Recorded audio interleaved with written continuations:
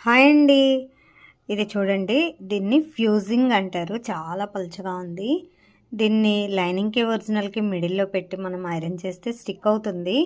అప్పుడు ఈ ఫ్యాబ్రిక్ చూడండి, చాలా డెలికేట్‌గా ఉంది క్లాత్. ఇది పిగిలిపోకుండా ఉంటుంది, స్ట్రాంగ్‌గా ఉంటుంది. స్ట్రాంగ్‌గా అంటే ఏదో మందంగా ఉండదండి, నీట్‌గా ఉంటదనమాట. పిగలకుండా ఉంటుంది. మనం ఈ ఫ్యాబ్రిక్‌ని ఏదైనా శారీస్ అలా చినిగినా కూడా యూజ్ చేసుకోవచ్చు.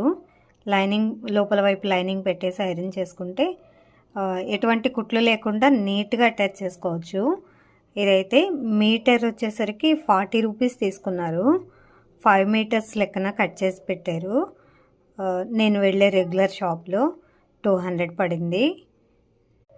అప్పుడు ఈ బ్లౌజ్ కుట్టేటప్పుడు దీని కాస్ట్ని కస్టమర్కి ముందుగానే చెప్పుకోవాలి.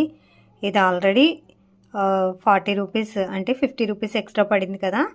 నెక్స్ట్ వచ్చేసరికి దీనికి మనం ఎక్స్ట్రా రిస్క్ తీసుకోవాలి కదా, దాన్ని కూడా కస్టమర్కి ఎక్స్ప్లెయిన్ చేయాలి. దాన్ని బట్టి మనకి అవైలబిలిటీని బట్టి మనం ఛార్జ్ చెప్పాలి. అదే రేటుకి అయితే కుట్టలేము కదా.